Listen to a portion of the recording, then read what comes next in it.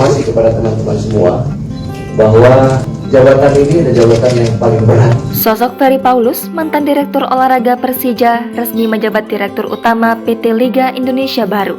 Nama Ferry Paulus tak lepas dari Persija Jakarta.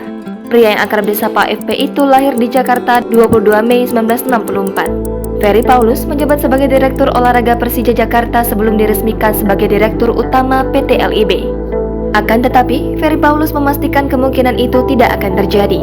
Sebab per hari ini dia sudah melepaskan jabatan di Persija Jakarta.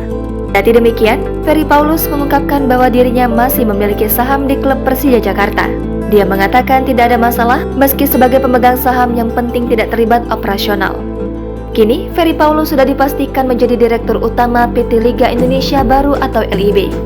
Kepastian itu didapat seusai rapat umum pemegang saham luar biasa PT LIB rampung digelar di Hotel Sultan Senayan, Jakarta pada Selasa 15 November hari ini. Ferry menuturkan bahwa tugas mengemban jabatan sebagai Direktur Utama PT LIB bukan sesuatu yang mudah. Dia menjelaskan bahwa situasi itu tak lepas dari kondisi sepak bola Indonesia yang tengah ditimpa musibah seusai tragedi Kanjuruhan.